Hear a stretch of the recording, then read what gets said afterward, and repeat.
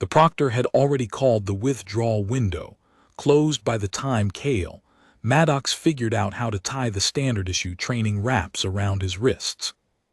They were designed for Dravathi hands, 4 broad-knuckled fingers, scaled from wrist to elbow, with a palm surface twice the width of a human's.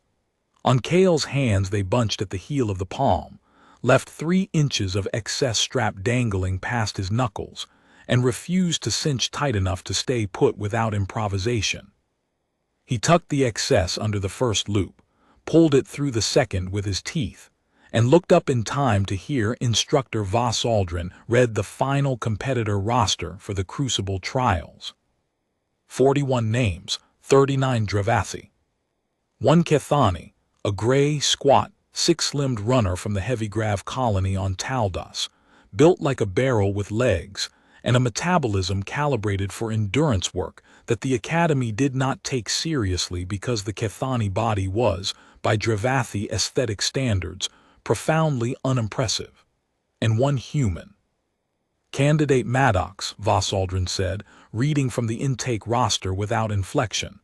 Exchange cohort, provisional entry. Provisional. The word had followed Kale since orientation like a stamp across every document with his name on it. Provisional quarters. A converted storage room on the lowest level, 1 deck above the heating plant, where the pipes clanked through the wall every 40 seconds, and the ceiling was 2 centimeters shorter than Dravathi standard, because the room had never been intended for habitation.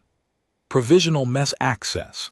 He could eat in the main hall during off-peak hours, which meant after the ranked candidates had finished, and the kitchen staff had already started breaking down the service line. Provisional training schedule. The Academy's way of saying he could use the facilities when nobody else needed them, which was early morning, late evening, and the dead hours between training blocks when the gymnasium echoed and the mountain cold seeped through the stone floors. The Kaeldrith Military Fitness Academy had admitted him because the Interspecies Exchange Compact required it. 1 slot per cycle for a non-Dravathi candidate, funded by the Compact's educational access provision, processed through a bureaucratic pipeline that handled the application the way a body handled a foreign object, technically accommodating, biologically unenthused. The Academy had made sure Kale understood the difference between required and wanted from the first hour of the first day, when the intake officer had handed him his provisional badge, and said, with the flat Dravathi courtesy that was indistinguishable from dismissal, "The Academy accommodates all exchange candidates to the extent that accommodation does not compromise the program standards."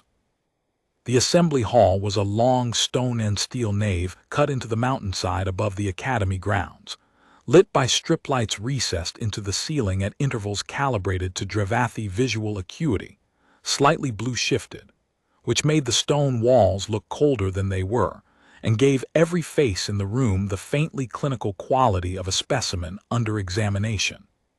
41 candidates stood on the formation floor, arranged by cohort rank. Kale stood at the end of the line, where provisional entries stood. The Dravathi around him were tall, taller than any human Kale had met, the shortest clearing 2 meters with room to spare. And built with the dense, plate-scaled musculature, their species had evolved on a high-gravity world with a mean surface temperature 4 degrees below freezing. Their hides were ridged, colors ranging from slate green to charcoal to near black on the oldest 3rd years, with bony orbital crests above deep-set amber eyes that gave every Dravathi face the permanent expression of something that had already considered you, categorized you, and filed you under unremarkable. Voss Aldrin was explaining the Crucible's structure. 5 trial stages across 4 days. Each stage eliminated the bottom performers. The first 4 were selection rounds. The 5th stage, the Ridge Run, was the final. The Ridge Run was a 32-kilometer course across the Kaeldrith mountain range, through terrain the Dravathi had been training on since childhood. No vehicles, no communication equipment, no external assistance. Temperature at the ridgeline averaged -18 Celsius. Wind exposure on the upper traverse was constant for 11 kilometers. The terrain included 3 river crossings, 2 partially frozen, a rock scramble at kilometer 19, and a final descent through dense conifer-analog forest with a gradient steep enough that the Dravathi training manual recommended a specific braking gait, using their heavy tails as counterbalance. The course record was held by a candidate named Selin Drawl, class 42, 4 hours and 7 minutes. His time was carved into a stone plinth outside the assembly hall. Nobody had come within 11 minutes of it in 9 years. Cale had studied the course map the night before, sitting cross-legged on the bunk in his provisional quarters with a borrowed data pad and a jar of peanut butter he had brought from Earth, because the academy mess did not serve anything a human stomach could process without objection. The Dravathi diet was protein-dense and starch-heavy, fuel for a metabolism built to burn hot and fast. Cale's digestive system handled it the way an engine designed for regular unleaded handled aviation kerosene. He supplemented with his own supply: peanut butter, dried fruit, trail mix, and instant oatmeal prepared with bathroom tap water because the facility's request for kitchen access had been filed and not answered. The course was brutal.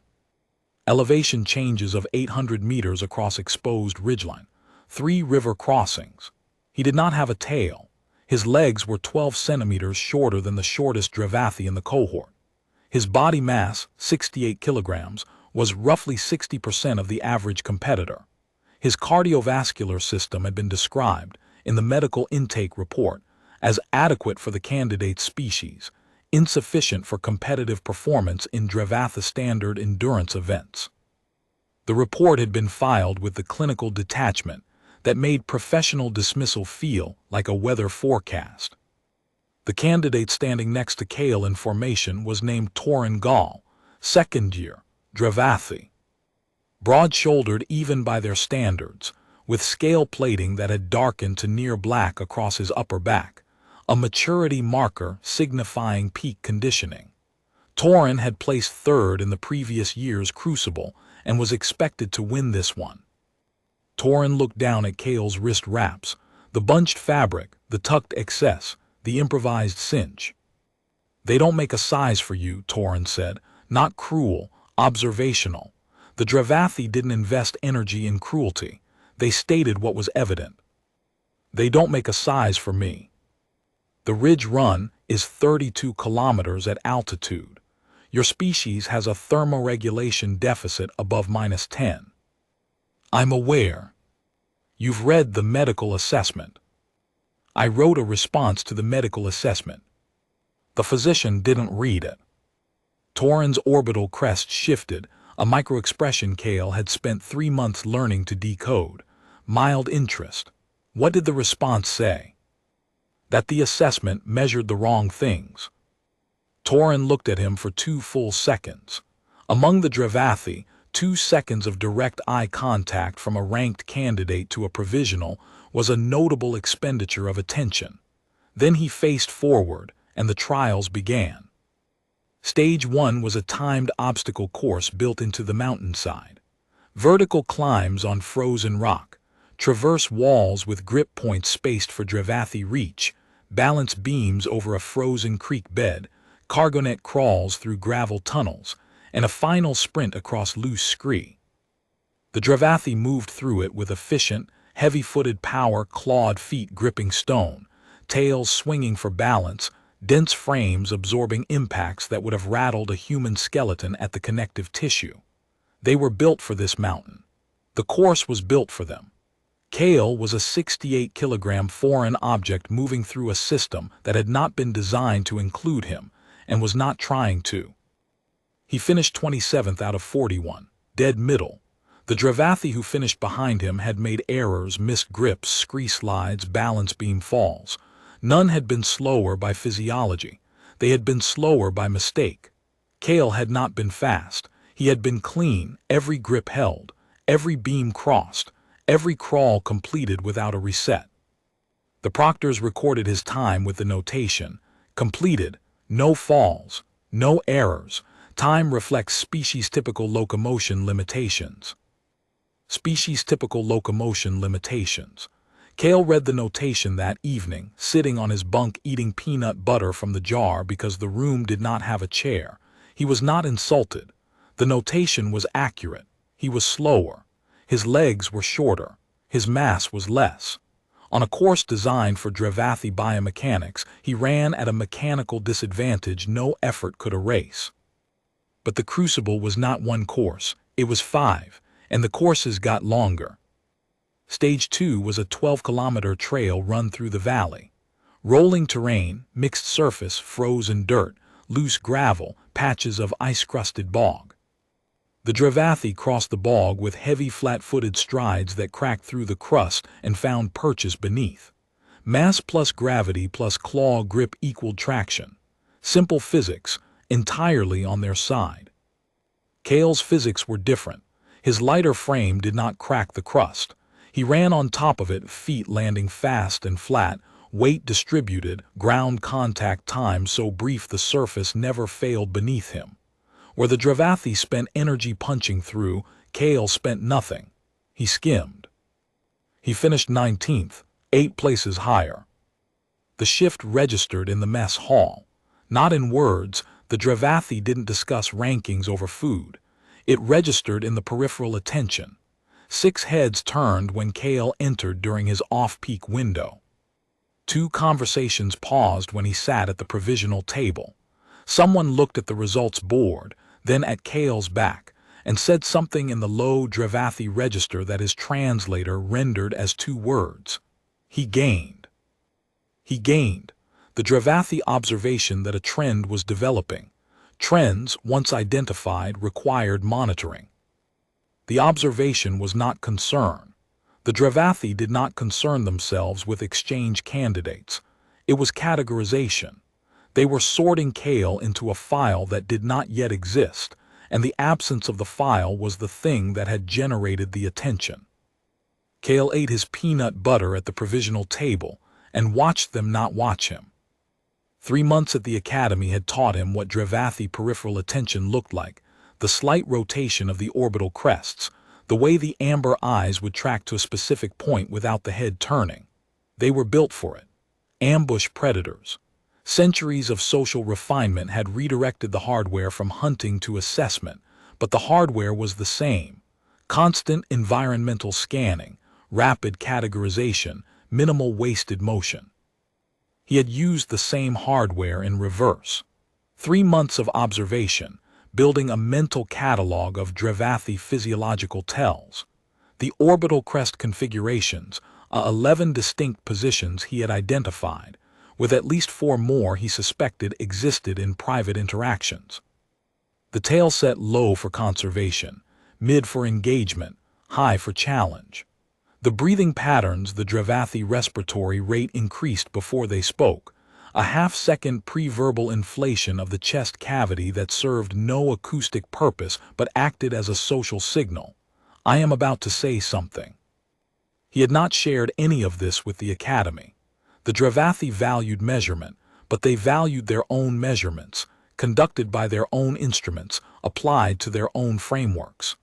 A provisional candidate cataloging their behavioral biology in a personal notebook would not have been received as scholarship. It would have been received as surveillance. The notebook was in his quarters, under the bunk, written in English because the Dravathi translation systems handled English prose competently, but handled English shorthand. The abbreviations, the arrows, the marginal sketches of orbital crest positions with labels like mild interest or gas. With the baffled literal output of a system encountering notation it had not been trained on. A second candidate, a third-year named Dren Yas who had finished 12th, joined the conversation. The human is 68 kilograms. The bog didn't break under him. The bog breaks under everyone. It didn't break under him. He ran on the surface like a skipping stone. Stones sink eventually. He didn't. The evening before stage 3, Cale ran the lower trail alone. Not the full course, 2 kilometers of the valley path, in the dark. wearing every layer he owned and the headlamp from his provisional kit that the supply officer had issued with the verbal disclaimer that it was not rated for Academy standard conditions, and that the Academy assumed no liability for its performance in weather, terrain, or proximity to Dravathi training activities. He was not training for speed. He was calibrating.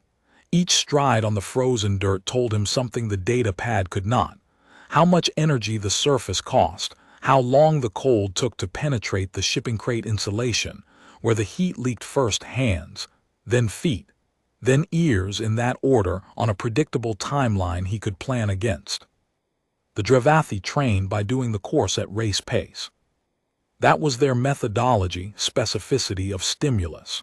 You got better at the thing by doing the thing, at the intensity the thing demanded, as close to competition conditions as the training schedule allowed.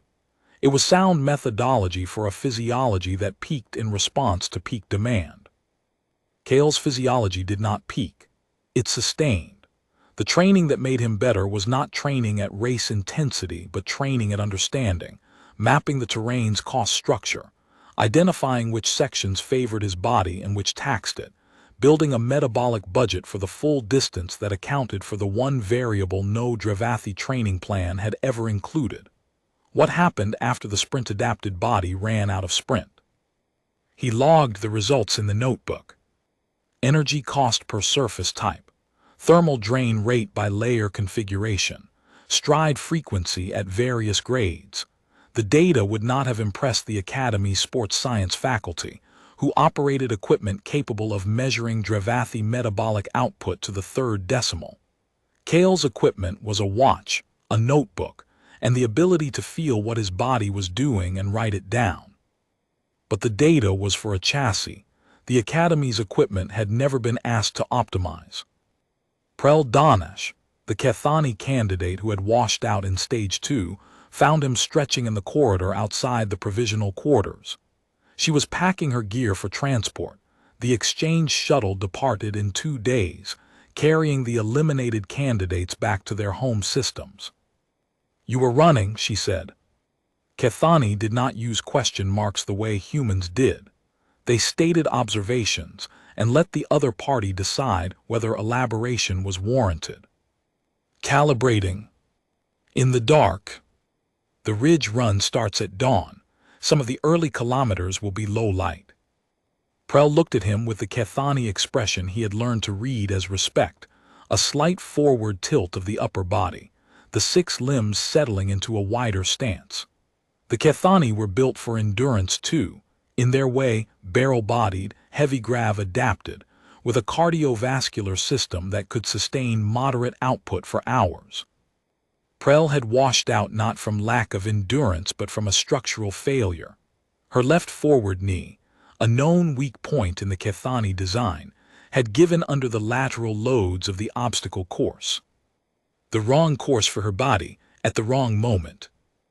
"I want you to take my jacket," she said. "The wind shell. It is rated for Kethani conditions, heavy gravity, sustained cold, high wind. Your shipping insulation will not hold above the tree line. That's your gear. I am leaving. The gear stays on this mountain whether I carry it or you wear it." She held it out, a compact, dense woven shell in dark Kethani gray, designed for a body wider than a human's but not impossibly so. The fasteners adjust. Kethani equipment is built to fit wrong and work anyway. We are accustomed to things not being our size. Cale took it, tried the fit. The shoulders were wide, the torso short, the arms generous. Not right, but functional. "Thank you. Finish what I couldn't." She said it without emphasis, the way the Kethani said things that cost them something: flat, direct, load-bearing. Then she walked back to her quarters, and Cale heard the methodical sounds of packing through the thin provisional walls. He wrote in the notebook, "Kethani jacket acquired. Wind-rated, thermal test pending." Below that, smaller: Prel Danesh, Kethani, Class 47, washed out Stage 2, remembered. That exchange, recounted to Cale the following morning by the Kethani candidate Prel Danesh, who had overheard it from the adjacent table, was the first time Kale understood that the Dravathi were not merely recording his results. They were trying to explain them. And the explanations were not satisfying anyone, because the explanatory framework the Dravathi used, peak output, power to weight, burst capacity, did not contain the variable that made Kale's performance make sense. Stage 3 was 20 kilometers, real elevation. The trail climbed from the valley into the foothills, crossing a tributary of the river. Temperature at the midpoint dropped to -14. Wind above the tree line picked up. Each surface demanded a different stride. Kale had prepared for the cold the way humans always prepared. More layers. His kit was non-standard in every dimension. Base layer, merino wool from Earth, packed because 3 previous postings had taught him that no alien logistics system would supply adequate thermal wear on the first request. Mid-layer, insulation padding stripped from a shipping crate found in the cargo annex, cut to fit with a utility blade and secured with medical tape. Outer shell, a wind-resistant jacket borrowed from Prel Danish, the Kethani candidate who had washed out in Stage 2 after a knee failure and left her gear behind with a note in Kethani script. Finish what I couldn't. The Dravathi didn't wear layers. Their scale plating was a natural thermal barrier, dense keratin over subcutaneous fat, evolved for a world where -18 was unremarkable. They ran in the standard singlet and shorts. Kale's kit looked like a human who had upholstered himself from a recycling station.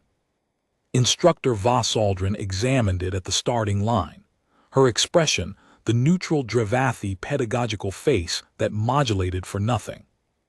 This is not standard equipment. There is no standard equipment in my size. The gear requisition was filed 8 weeks ago. Vossaldrin looked at the shipping crate padding. Her orbital crests drew together, reprimand or reassessment, and the only way to know which was to wait. She waved him to the line. The first 10 kilometers settled into rhythm. Short strides, high cadence, foot strikes beneath his center of mass, breathing regulated to a 4-count cycle learned from a distance coach in Colorado who had looked at 14-year-old Kale's narrow frame and said, "Your body is wrong for sprinting. It's perfect for not stopping." Perfect for not stopping. The thing the academy physician had not measured. She had tested peak power, sprint speed, vertical leap, grip strength, cold tolerance, anaerobic threshold. Every metric where a 68-kilogram human compared poorly to a 110-kilogram reptilian. She had measured what the Dravathi valued: explosive capacity, burst speed, peak force, and concluded Kale was inadequate. What she had not tested was metabolic efficiency at sustained submaximal effort. How far the engine could run before the fuel ran out. How little fuel it consumed per kilometer. Because the Dravathi didn't think that way. Their evolutionary strategy was power, ambush hunting on frozen slopes, refined across millennia. Sprint, close, strike. Their metabolism was a turbocharged engine. Phenomenal output, tremendous consumption, a power curve that peaked hard and dropped harder. They could outrun anything for 2 kilometers. For 5, formidable. For 10, excellent. For 20, they were tired. Kale was not tired at 20. His heart rate held at 142. His legs turning over at the cadence that consumed distance the way erosion consumed rock, slowly, continuously, with no announcement of intent. He passed 15th place at kilometer 14. A second-year named Seska Vaughn, walking, not injured, depleted. The metabolic furnace had burned through reserves faster than her body could replenish, and she had defaulted to the Dravathi energy conservation gait. Heavy, flat-footed, tail low. Seska watched Kale pass with orbital crests elevated. She had trained for this course for 2 years. The human had trained for 3 months on borrowed equipment, and he was still running. 3 kilometers later, he passed Dren Yas. The same Dren who had, 2 evenings ago, compared him to a skipping stone. Dren was walking too. His face registered the specific discomfort of a large predator watching something small move faster, a violation of the biological hierarchy the Dravathi understood as fundamental. Kale did not acknowledge either of them. A nod cost a breath, a word cost 3.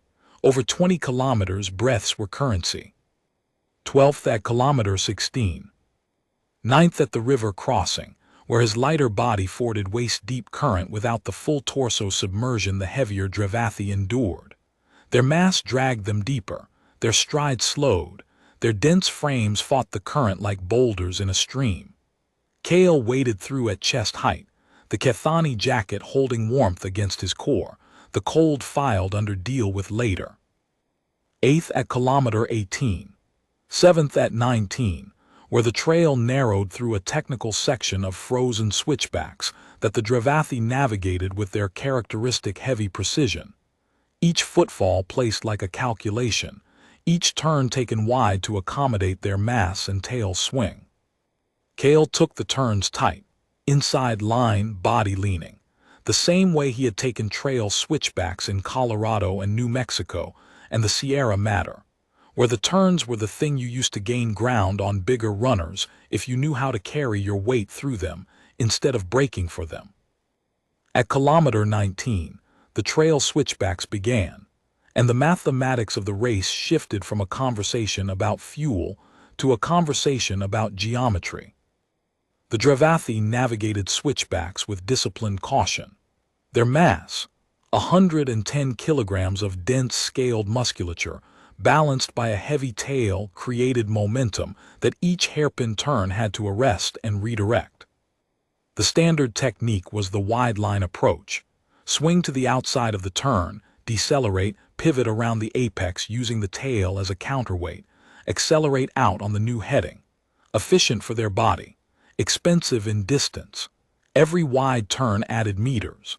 Over 12 switchbacks, those meters accumulated into a deficit that wasn't visible on any single turn, but was measurable across all of them. Kale's body did not need the wide line, 68 kilograms, no tail.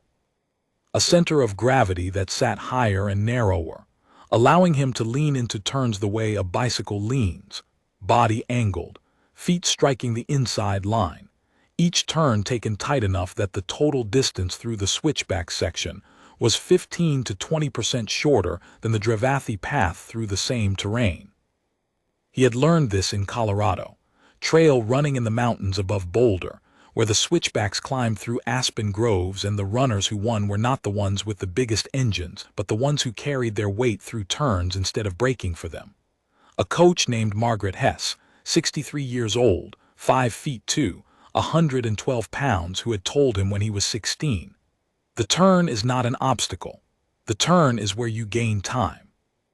Everyone else decelerates, you redirect." Redirect, not decelerate. The distinction had taken him 3 months of practice to feel in his body and had been paying compound interest on every switchback trail he had run since.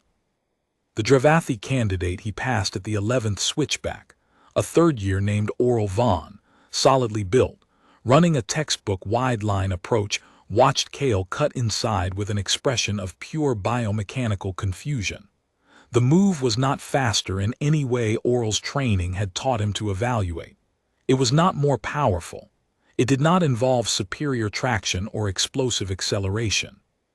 It involved a 68-kilogram body taking a shorter path, because the shorter path was available to a 68-kilogram body, and was not available to a 110-kilogram body with a tail.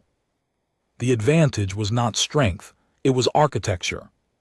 He finished 7th. The results board went up, 27th, 19th, 7th. The trend was visible to everyone who looked at it, and by evening everyone had looked at it because the Dravathi approach to anomalies was not to ignore them but to measure them until they were explained. Torin found him in the corridor. 7th. Yes. You were 27th 2 days ago. The courses are getting longer. Torin's orbital crests moved through 2 configurations: recognition, then something slower, a hypothesis forming in real time. The longer the course, the higher you finish. That's the trend. The ridge run is 32 kilometers. I can count. 4 seconds of silence, not a pause, a calculation producing a result the calculator was not yet ready to state. Your wraps are still wrong, Torrens said. He reached into his kit bag and produced training wraps, smaller, softer leather, narrower binding. These belonged to a Kethani candidate, class 38. She washed out in stage 4, but she was the best distance runner the Academy had seen in a decade. She left her gear. He held them out. Cale took them. Not a perfect fit, Kethani hands had different joints, but closer than anything the Academy had provided. Thank you. Don't thank me, run. Stage 4 was a navigation exercise. 26 kilometers of unmarked mountain terrain with a compass, a map, and 7 concealed checkpoints. Elimination at the bottom 15%. Cale finished 4th. The course was designed to test decision-making under fatigue. 26 kilometers of unmarked terrain meant no trail, just mountain, compass bearing, and the knowledge that 7 checkpoints existed somewhere in the landscape. Each one a time-stamped validation that the candidate had reached the correct coordinates, and not simply run in the right general direction. The Dravathi approach to navigation was systematic and communal by instinct. Their evolutionary history was pack-oriented, ambush predators that coordinated pursuit across wide terrain, communicating through subvocal resonance and scent markers. Solo navigation against a clock, in unfamiliar terrain, without the reassuring proximity of a pack, was not their strongest configuration. They adapted, because the Dravathi adapted to everything, but the adaptation cost cognitive load that showed in their pace. Cale's species had spent 2 million years navigating open savanna with no pack, no scent markers, and no subvocal resonance network. Just a map in the mind, the sun's position, and the bone-deep human ability to dead reckon across featureless terrain because the alternative was starvation. Navigation was not a trained skill for him. It was ancestral firmware. He found the first 3 checkpoints faster than any other candidate. Not by running faster, his pace was moderate, the same sustainable rhythm that had carried him through every previous stage. Faster because he did not second-guess his bearing. The compass said northeast. The terrain said the checkpoint would be on the exposed ridge rather than in the valley, because checkpoint designers thought in terms of difficulty and exposed ridges were difficult. Cale adjusted his bearing by 4 degrees north and found the marker in 11 minutes. The Dravathi candidates who arrived at that same checkpoint 12 and 15 minutes later had taken the textbook bearing straight northeast, through the valley, up the far slope, doubling back when the checkpoint was not where the direct line suggested it should be. They navigated by calculation. Cale navigated by calculation plus intuition. The human ability to look at a landscape and feel where something would be, not because the math proved it, but because 100,000 generations of hunters had selected for the ones who guessed right. At checkpoint 4, he overtook 2 more candidates, both walking, both consulting their compasses with the deliberate frequency of runners who were no longer sure of their bearing and were spending energy on doubt. Doubt was expensive. It cost pace and it cost confidence, and in a navigation exercise the two compounded. Slower pace meant colder muscles. Colder muscles meant less precise movement. Less precise movement meant more correction. More correction meant more doubt. Cale did not doubt his bearing. He was not more skilled at navigation than the Dravathi. Their training was rigorous and their spatial reasoning was excellent. He was more comfortable with uncertainty. The human body, designed for persistence across unpredictable terrain, came with a nervous system calibrated to tolerate ambiguity, to keep moving in a direction that felt approximately right, trusting that approximately right, maintained long enough, would converge on the target. The Dravathi nervous system, designed for precise ambush coordination, preferred certainty. When certainty was unavailable, it spent resources seeking it. The resources it spent were the resources Kale saved. Fourth, out of the remaining 30 candidates, a provisional in packing materials and borrowed wraps, navigating by compass across terrain he had only seen on a data pad, ahead of 26 Dravathi who had been running these mountains since they could walk. By dinner, the corridor network had processed the result. The human hadn't stopped at any checkpoint, true, because stopping restarted cold adaptation cycles that cost more energy than the pause saved. His finishing heart rate was lower than most Dravathi resting rates, directionally correct, 130 versus their average of 144. He had been eating paste from a jar during the final descent. "He is eating paste from a jar," Dren Yas said in the mess hall, with the tone of someone reporting a structural fault in a building foundation. "The jar is from his planet," another candidate offered. "Everything about him is from his planet, that is the problem." Dren's orbital crests were lowered, genuine concern. He brought his own fuel. He wrapped his own hands. He built his own thermal system from shipping waste. He runs a parallel competition inside ours, using his own equipment, his own food, and his own biological rules. And the parallel competition is winning. A third year named Kaylee's Vor, two-time Crucible finalist, spoke from the ranked table without turning. "It is not winning." He placed fourth. "Fourth is not winning," Kaylee's repeated, but the repetition carried a different weight than the first statement. The first had been dismissal. The second was reassurance. And reassurance, in the Dravathi behavioral register, was an acknowledgement that dismissal alone was no longer sufficient. A younger candidate, a first-year named Tallies Breen, who had placed 16th and was still in the competition by the margin of one position, spoke without invitation, a minor breach of mess hall protocol that would not have occurred if the ranked table's attention had not been fully occupied elsewhere. He did not stop at the checkpoints. Every head turned. Tallies's orbital crests flattened, the submission configuration, signaling that the interruption was informational, not a challenge. Every other candidate rested at the checkpoints. Standard protocol: arrive, validate, hydrate, reassess bearing, depart.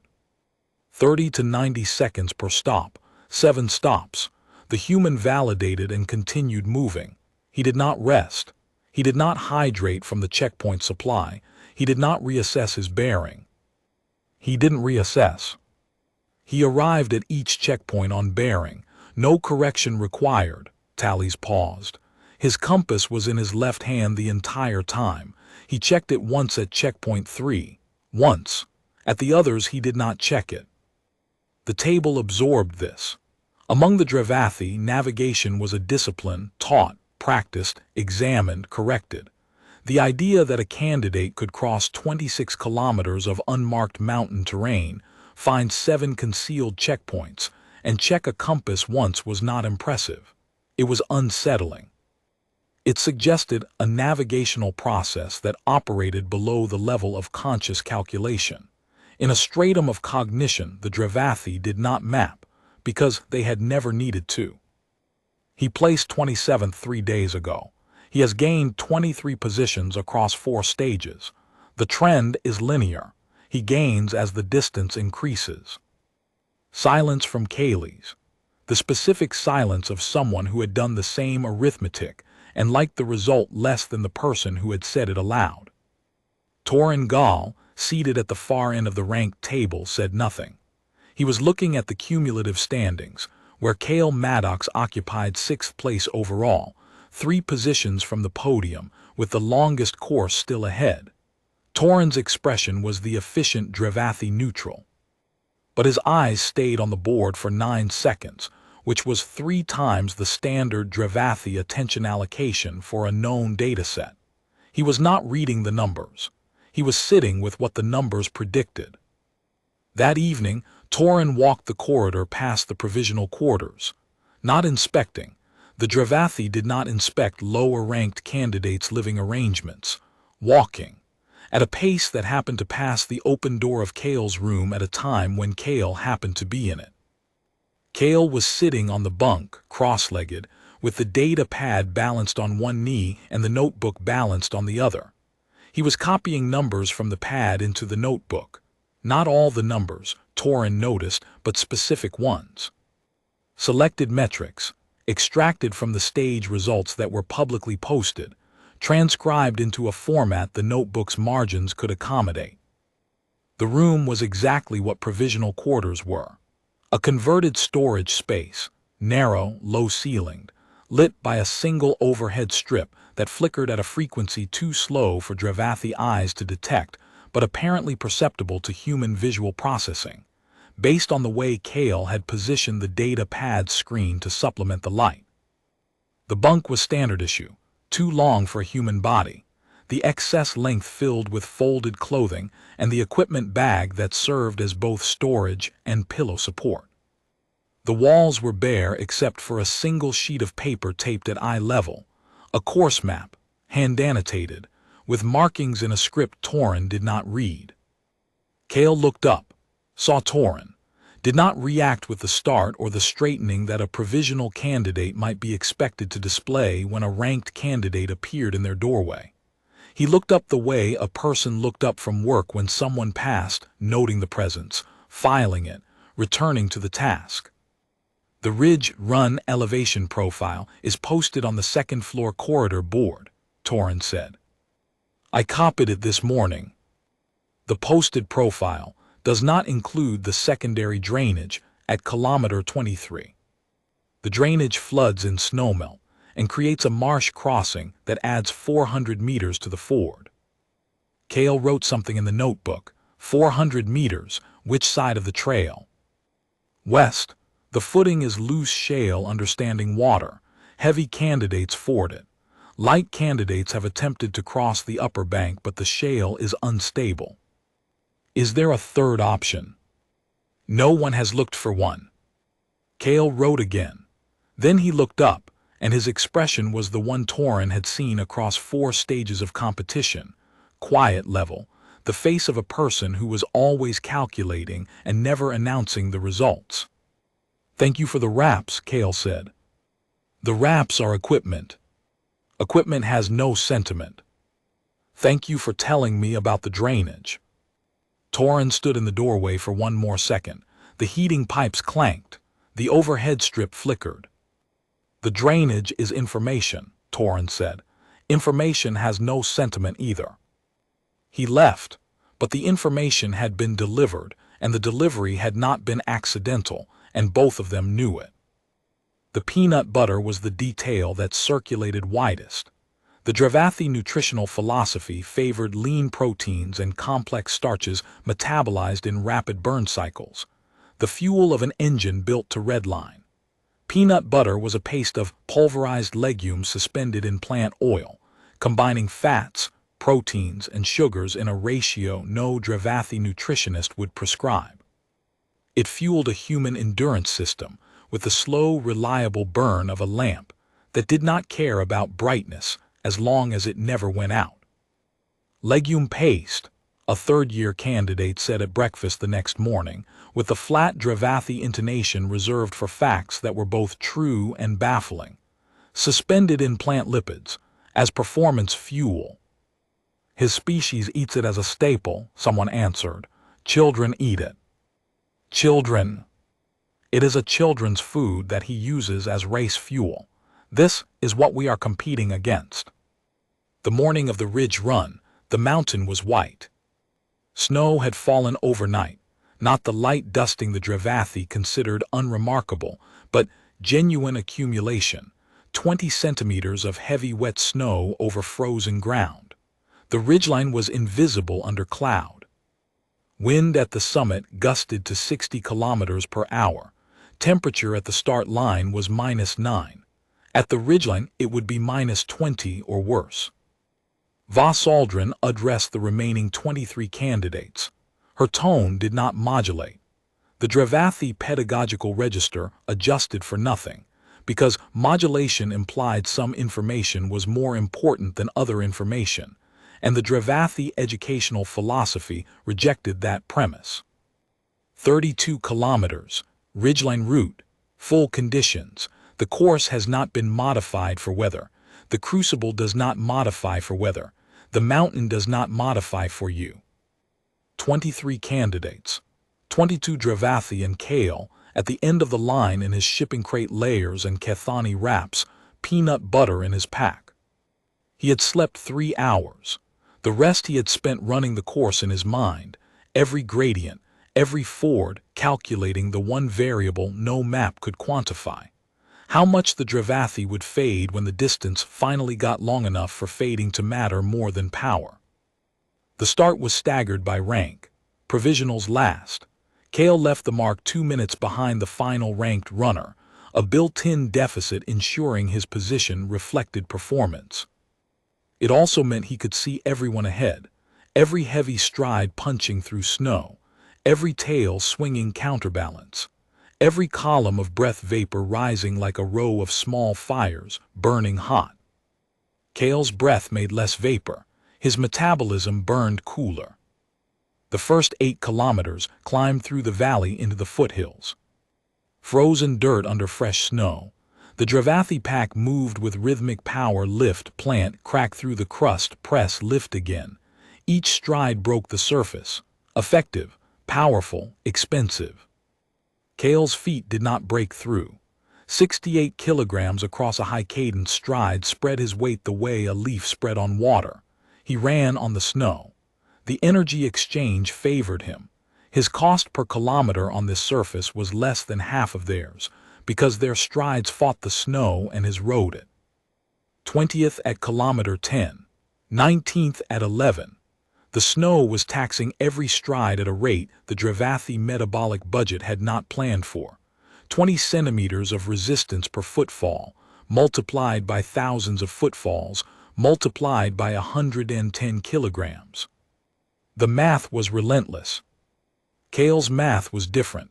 68 kilograms, higher cadence, each stride cheaper, the aggregate cost per kilometer lower by a margin that was invisible at 5 kilometers, evident at 10, and dominant at 15.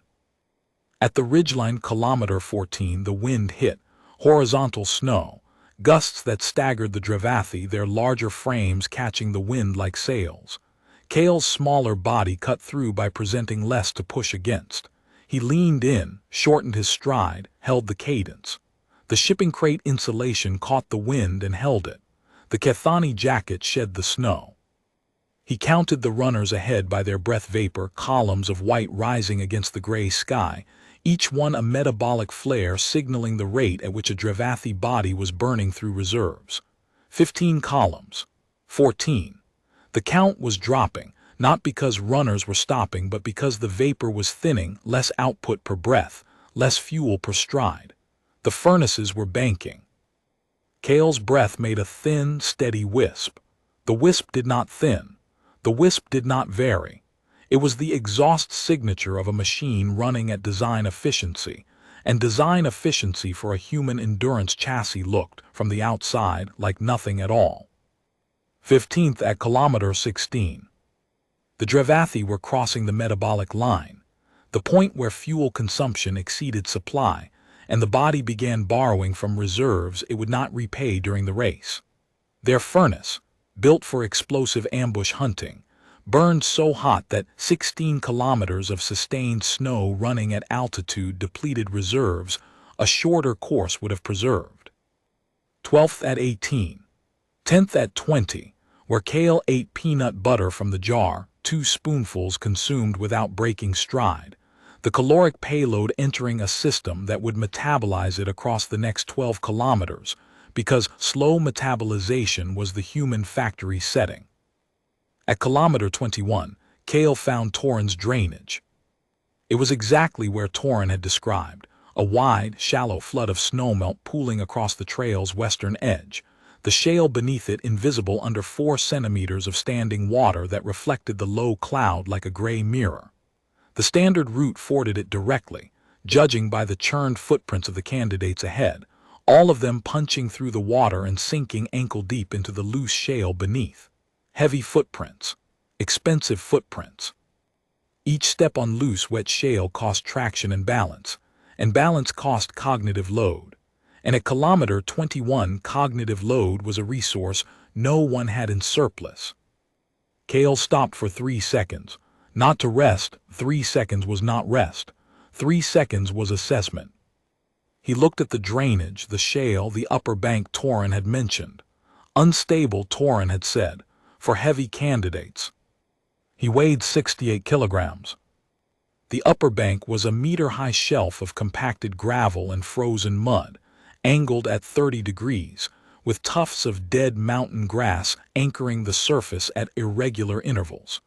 A 110-kilogram Dravathi body would have crumbled the edge on the first step. Cale's body did not crumble the edge.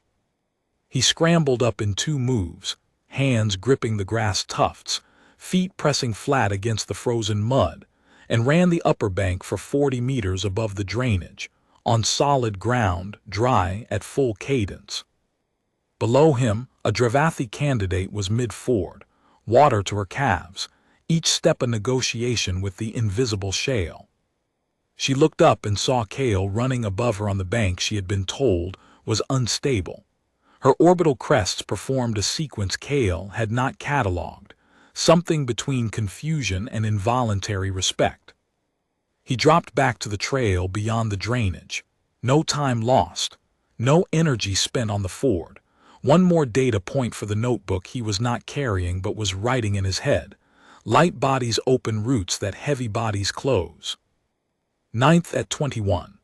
The Dravathi around him were slowing with the particular deceleration of large-frame endurance animals hitting the wall, not stopping, not walking, but running at diminishing fractions of their initial pace, each kilometer costing more than the last, the biological interest rate compounding. Cale crossed his own metabolic line at kilometer 26, 12 kilometers after the Dravathi, not because he was tougher, because his chassis had been built by 2 million years of selection on the African savanna for exactly this. The ability to chase prey not by outrunning it but by outlasting it, to follow a faster animal until the faster metabolism overheated, and the slower animal, still moving, still patient, caught up. Persistence hunting, the oldest strategy in the human catalog. So old it was not a strategy, it was the hardware. The reason humans sweated instead of panting. The reason human legs stored elastic energy through spring-loaded tendons. The reason a human body could operate at 60% capacity for hours, not spectacularly, but continuously, long after every other chassis had started walking. 7th at the second river crossing, kilometer 24. Cale waded through thigh-deep water cold enough to trigger his hindbrain's alarm systems and polite enough to wait while he overrode them. On the far bank, Kaylee's Vore, the 2-time finalist, stood with her hands on her knees, chest heaving in the rapid, shallow breathing that meant a Dravathi body had hit the wall. Cale passed her without speaking. Kaylee's watched him go with both orbital crests fully elevated, the Dravathi expression for encountering something that did not fit any existing category. 5th at 26, 4th at 28. The descent into the conifer analog forest tested different physics. The training manual's descent gait, wide stance, tail counterbalance, controlled braking, was designed for bodies with built-in stabilizers. Cale had a coach in Colorado who had taught him to run downhill by surrendering to gravity, leaning forward, arms wide, feet landing fast and soft, each stride a partnership with the slope instead of a fight. He came through the forest at a pace that looked reckless. It was not reckless. It was the purest expression of the human bipedal system: upright spine, suspended pelvis, shock-absorbing arch, spring-loaded Achilles, converting elevation loss into velocity with an efficiency no heavy-boned, tail-stabilized chassis could match. 3rd at kilometer 30. 2 runners ahead, dark shapes in thinning trees, moving with the locked joint fatigue of bodies that had given everything, and were running on training and pride, and the species-deep refusal to be overtaken on their own mountain. One was Torin Guile. Cale did not try to catch him. He did not have the sprint. He had never had the sprint. What he had was the thing the sprint existed to avoid, the long, quiet stretch after it ended, where effort became attrition, and the body that lasted longest in that conversation was the body built for it. Second place crossed the finish line, a Dravathi third year, stride reduced to the minimum viable pattern, every step a negotiation with exhaustion. Kale crossed 11 seconds later, third. He stood in the finish chute with his hands on his knees, breathing air that tasted like altitude and pine resin. The deep, settled exhaustion of a body that had done exactly what 2 million years of evolution designed it to do. Torin crossed first, 14 seconds ahead. He stood in the finish area with absolute Dravathi stillness, the neutral expression that wasted nothing. But he was watching Kale. The proctors posted the final cumulative results that evening. Kale Maddox, exchange cohort, provisional entry, third overall. The first non-Dravathi candidate to place in the top 5 in 46 years of the Academy's history. The ceremony was brief. A stone marker, 3 names, 3 times. Voss Aldrin read the names in the flat instructional register. When she reached Kale's, she paused. A fraction of a Dravathi second, the smallest possible deviation from the instructional standard. Candidate Maddox, third, 4 hours 22 minutes, exchange cohort. She looked at him. Orbital crests level, the Dravathi expression of formal acknowledgement. The provisional designation is removed. The silence that followed was not recalculating. It was finished. The silence of a room that had arrived at a conclusion and was letting it settle into the institutional record. The stone would carry it from here. After the hall cleared, Drenya stopped Kale near the corridor entrance. The Dravathi who had been passed in stage 3, who had called him a skipping stone, who had reported the peanut butter to the mess hall table with the concern of someone witnessing structural failure. Dren was still in his running kit, scale plating dull with dried perspiration, his orbital crests held in a configuration Kale recognized as the one Dravathi wore when they were about to say something that cost them something. "Your performance," Dren said, then stopped, recalibrated. "The physician's report said you were inadequate for competitive performance." It did. The physician was wrong. The physician measured what she was designed to measure. She measured it accurately. Then the measurements were insufficient. Yes. Dren processed this. His species valued measurement above opinion, data above impression. Being told that the measurements themselves were the problem, not wrong, but insufficient, required a reorganization of something deeper than the numbers. "The paste," Dren said, "the legume paste, you ate it during the run." "I did." It provided sustained caloric output across the final 12 kilometers. That's what it does. It is a children's food on your planet. Many useful things are simple things. Dren looked at him for 3 seconds. Then he nodded, not Dravathi minimal, not the efficient single motion. A full nod, chin dropping and rising with a deliberateness that Kale recognized as the Dravathi gesture of formal concession. The acknowledgement that a position previously held had been revised by evidence. "Next year," Dren said, "I will train differently." He walked away before Kale could respond. The Dravathi did not wait for responses to concessions. The concession was the communication. The response was irrelevant. Torin found him 10 minutes later in the corridor outside the assembly hall. Still in running kit, the champion's marker held in one hand the weight of what he had earned, carried without display. Third. On the longest course, in the worst conditions this cycle. In equipment assembled from shipping materials and borrowed kit. The equipment held. It is not rated for any of the conditions it encountered. Neither am I, according to the medical report. Torin's orbital crests shifted, both simultaneously, something Kale had never seen outside the formal expressions. This was private, an internal framework acquiring a variable it could not dismiss. You were 27th in Stage 1, 19th in 2, 7th in 3, 4th in 4, 3rd in the Ridge Run. Your performance improved with every increase in distance, without exception. Yes. Your body is inadequate for this mountain by every metric we measure. Your mass is insufficient. Your thermal tolerance is below standard. Your equipment was improvised from materials this institution discards. By everything we test, you should have washed out in Stage 2. You measure the wrong things. The words landed flat, dry. A factual correction delivered with the economy the Dravathi valued, no emphasis, no showmanship. A statement that cost one breath and contained the entire argument his body had been making for 4 days.